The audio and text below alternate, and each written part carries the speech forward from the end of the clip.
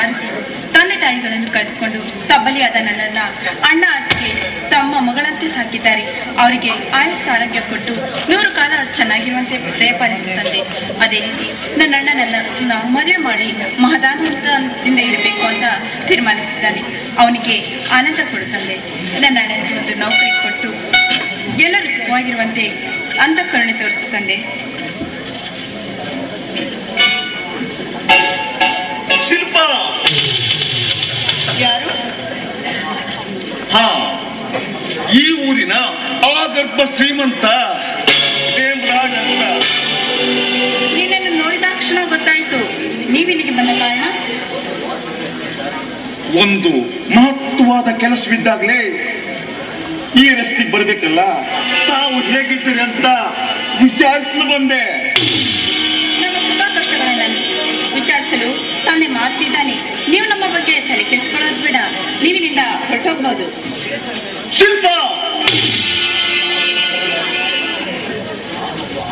ನಾನೊಬ್ಬ ಆಗರ್ಭ ಶ್ರೀಮಂತ, 20 ಹಳ್ಳಿಯ ಒಡೆಯ.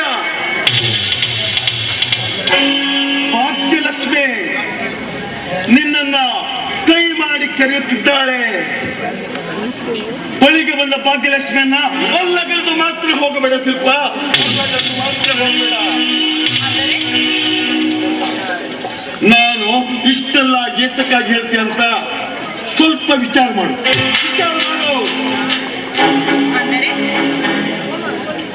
ಅಂದರೆ ನಿನ್ನ ಕೈ ಹಿಡಿದು ನನ್ನ ಮಡದೆಯನ್ನಾಗಿ ಮಾಡಿ ನನ್ನ ಅರಮನೆಯಲ್ಲಿ ಇಟ್ಟು ಪೂಜಿಸುವೆ ಶಿಲ್ಪ. ಏನು? ನೀನು ನನ್ನ ಮಡದಿಯನ್ನಾಗಿ ಮಾಡಿಕೊಳ್ಳುವಿಯಾ?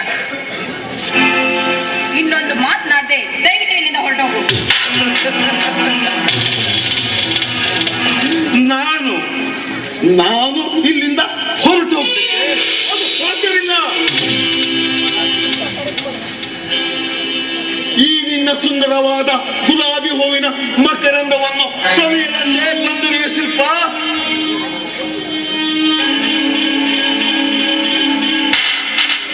ನೀವು ನನ್ನ ತಂದೆಯ ಸಮನಾಗಿದ್ದೀರಾ. ನಿಮ್ಗೆ ಏಕೆ ಬೇಕು ಈ ಕಾಮದಾಟ?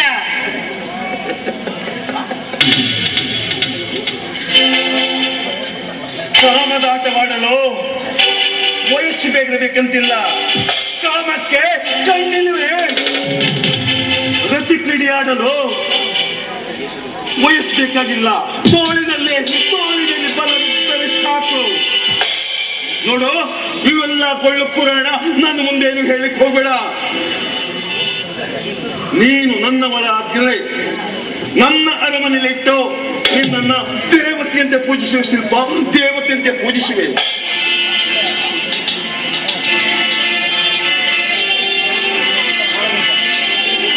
ಏನೋ ಮುದ್ಕ, ಯಾರು ಇಲ್ಲದ ಸಮಯ ಸಂಧಿಸಿ ನೋಡಿ ಒಂಟಿ ಹೆಣ್ಣಿನ ಮೇಲೆ ಬಲಾತ್ಕಾರ ಮಾಡಲು ಬಂದುವ ಅದಮ ಅಲ್ಲಸಲ್ಲದ ಹೊಲಸು ಮಾತುಗಳನ್ನಾಡದೆ ದಯವಿಟ್ಟು ಇಲ್ಲಿಂದ ಹೊರಟೋಗು.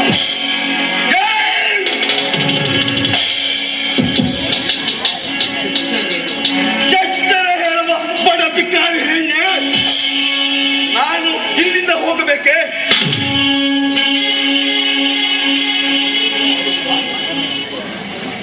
ಶಿಲ್ಪ,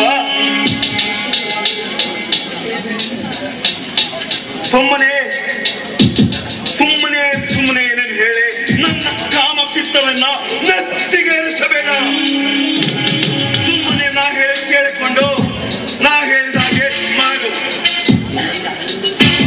ನಿನ್ನ ಅರಮನೆಯಲ್ಲಿಟ್ಟು ಪೂಜಿಸಿದೆ. ನನ್ನಿಂದ ನಿನ್ನ ಅಣ್ಣಂದಿರೋ ಸುಖವಾಗಿರಬಹುದು. ಈ ವಿಷಯವೇನಾದ್ರೂ ನನ್ನ ಅಣ್ಣನಿಗೆ ತಿಳಿದರೆ ನಿನ್ನ ಮೈ ಚರ್ಮ ಸಿಡಿದು ಅವರ ಚಪ್ಪಲೆಯನ್ನಾಗಿ ಮಾಡಿಸಿಕೊಳ್ಳುತ್ತಾರೆ.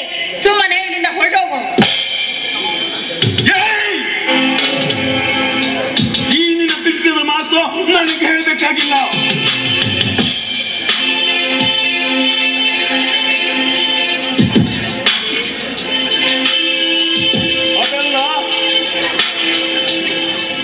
ಅದೆಲ್ಲ ಅಲ್ಲಗಳೆದು ಈ ನನ್ನ ಸುಂದರವಾದ ತೋಳತಕ್ಕಿಯಲ್ಲಿ ಬಂದು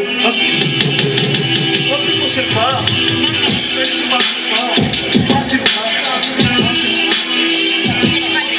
ದಯವಿಟ್ಟು ನನ್ನ ಮಾತು ಕೇಳಿ.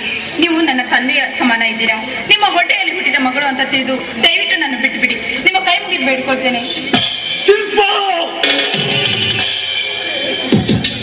ತಂದೆಯಾಗಿ ನಾನು ನಿನಗೆ ಆಶೀರ್ವಾದ ಮಾಡಬೇಕೆ? ಈ ನಿನ್ನ ಕೊಟ್ಟ ತತ್ವಗಳು ನನಗೆ ಬೇಕಾಗಿಲ್ಲ. ನೀನು ನನ್ನ ಆಶಂತೆ ಮುನ್ನಡೆದೇ ಆದರೆ ಸುಖಮಯವಾಗಿ ಸಾಗುವುದು ಈ ನಿನ್ನ ಜೀವನ. ಶಿಲ್ಪ, ಮಾತಿಗೆ ಮಾತು ಬೆಳೆಸಿ ಏನು ಪ್ರಯೋಜನವಿಲ್ಲ, ಏನು ಪ್ರಯೋಜನವಿಲ್ಲ. ಬಾ ಶಿಲ್ಪ. ದಯವಿಟ್ಟು ನನ್ನ ಬಿಡಿ. ನಿಮ್ಮ ಕಾಲ್ಬೇಕಾದ್ರೂ ಬಿಡ್ತೀನಿ. ಆದ್ರೆ ನಾನು ಬಡವರ ತಂಗಿಯಾಗಿ ಬಾಳ್ಬೇಕಂತ ತೀರ್ಮಾನಿಸಿದ್ದೇನೆ. ದಯವಿಟ್ಟು ನನ್ನ ಬಾಳ್ ಹಾಳು ಮಾಡಬೇಡಿ.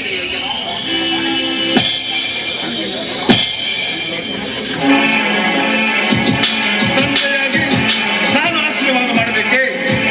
ಅದು ನಿನ್ನ ಹುಟ್ಟು ಕಲ್ಪನೆ.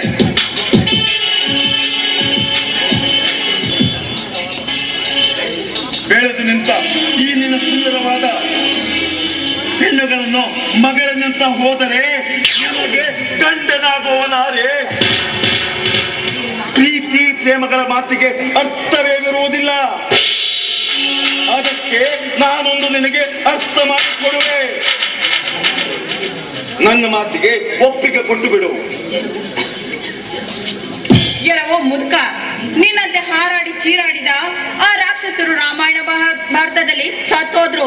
ಅದರಂತೆ ನನ್ನಂತ ಹೆಣ್ಣಿಗಾಗಿ ಆಸೆಪಟ್ಟ ಇಂದ್ರ, ದೇವೇಂದ್ರ, ವಿಶ್ವಾಮಿತ್ರನಂತರು ಸತ್ತರು. ಅದೇ ರೀತಿ ನೀನು ನನ್ನ ಮುಟ್ಟಲು ಬಂದರೆ ನೀನು ಹಾದಿ ಹೆಣವಾಗಿ ಬಿಡುವೆ.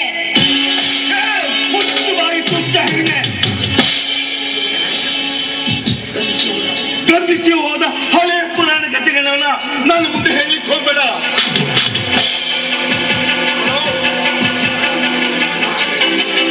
ಆ ದೇವರೇ ಈ ಕಲಿಯುಗದಲ್ಲಿ ನಮ್ಮಂತ ಮುದಿ ಹಂದಿಗಳನ್ನ ರತಿಕ್ರಿಯೆ ಆಡಲೆಂದೇ ಬಿಟ್ಟು ಬಿಟ್ಟಿದ್ದಾನೆ. ಬೇಗ ಬಂದು ಆಧಾರದ ಪಿಂಡವೇ, ನೀನು ಪಶು ಜಾತಿಯವನೇ ಅಂತ ಕಾಣುತ್ತದೆ. ಪರಿಯಾಗಿ ಬೇಡಿದ್ರು ನಿನಗೆ ಕರುಣೆ ಅನ್ನೋದೇ ಇಲ್ವಾ ಅಲ್ಲ? ನೀನು ಎಷ್ಟು ಜನ ನನ್ನಂತ ಹೆಣ್ಣು ಮಕ್ಕಳ ಶೀಲ ಹಾಳು ಮಾಡಿದ್ದೀಯೋ, ಎಷ್ಟು ಜನ ಮನೆಯರ ಮಾಂಗಲ್ಯವನ್ನ ಕಿತ್ತು ಹಾಕಿದ್ದೀಯೋ. ನಿನ್ನಂತವನಿಗೆ ಪಾಠ ಕಲಿಸುವ ಹೆಣ್ಣು ನಾನು. ನಿನ್ನಂತವನ ಜೊತೆಗೆ ಸೇರಿ ಕಾಮದಾಟ ಆಡುವಂತ ಹೆಣ್ಣಲ್ಲ. ನೀನೊಂದು ಹೆಣ್ಣು, ಕುಂತಲ್ಲೇ ರಂಗೋಲೆ ತೆಗೆಯುವವಳು.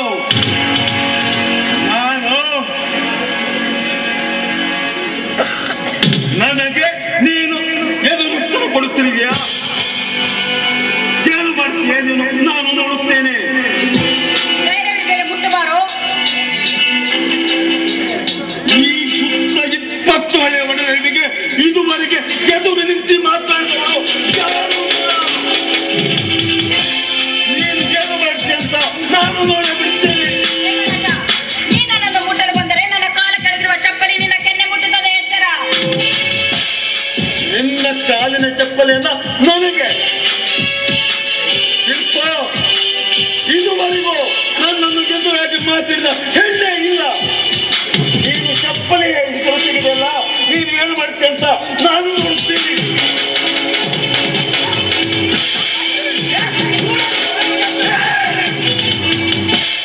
ಯಾರು ನನ್ನ ಬೆನಕಾರಕ್ಕೆ ಕೈ ಹಾಕಿದವನು?